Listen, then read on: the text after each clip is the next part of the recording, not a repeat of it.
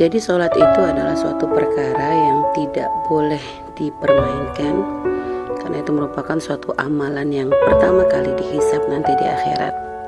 Kadang sebagian orang menganggap yang penting syahadat, nggak sholat nggak apa-apa, jangan main-main. Itu adalah bentuk perendahan seorang hamba kepada Allah. Kalau kita belajar dari kisah, iblis itu adalah termasuk makhluk yang ada di dalam surga. Sampai dikatakan tidak ada satu petak di dalam surga kecuali sudah digunakan oleh iblis itu untuk bersujud kepada Allah. Akan tetapi iblis itu dengan ibadahnya bukan menjadikan dia tuh taat kepada Allah. Di dalam Al-Quran diceritakan Allah merintahkan para malaikat dan iblis sujud kepada Nabi Adam. Fasajadu illa iblis, maka semuanya sujud, tapi iblis menentang, sehingga akhirnya dikeluarkan dari surga dan dilaknat oleh Allah Subhanahu wa ta'ala. Iblis ketika menolak untuk bersujud kepada Nabi Adam, dia punya hujjah, ana khairun minhu, aku lebih bagus daripada Adam, karena aku diciptakan dari api, Adam diciptakan dari tanah.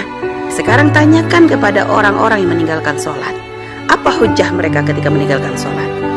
Karena ketika mereka menolak untuk bersujud kepada Allah, karena termasuk rukunnya sholat itu adalah sujud, berarti dia seperti ada kesombongan di dalam diri manusia tersebut mengatakan ana khairun minallah, aku lebih bagus daripada Allah, sehingga mereka tidak mau bersujud kepada Allah. Padahal iblis tidak menolak ketika bersujud kepada Allah, tapi dia menolak ketika disuruh sujud kepada Nabi Adam karena menganggap dirinya lebih baik dari Nabi Adam.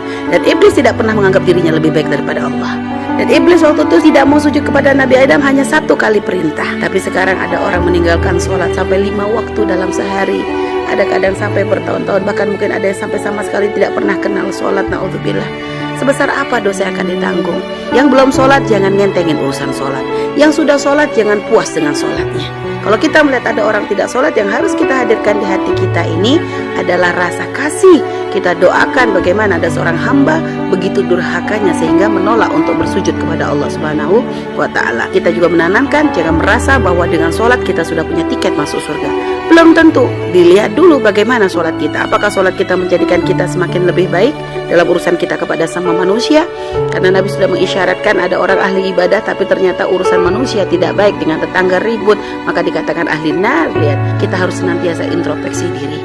Yang masih merasa belum sempurna dalam melakukan ibadah, terus buat introspeksi diri, mengadulah kepada Allah. Semoga Allah memberikan bimbingan dan hidayah sehingga Anda bisa menjadi ahli sholat. Bagi yang sudah diberikan kemudahan oleh Allah untuk sholat, syukuri nikmat ini, tapi ingat, syukur bukan dengan maksud menyombongkan atau membanggakan diri. Syukuri karena di antara sekian hambanya ada banyak hamba yang tidak sholat, tapi Anda dipilih oleh Allah untuk menjadi orang yang sholat. Lalu tingkatkan terus, jangan pernah merasa cukup. Kita harus selalu merasa kurang dan tidak sempurna, sehingga terus kita akan berusaha memperbaiki diri kita. Semoga Allah membimbing kita semuanya.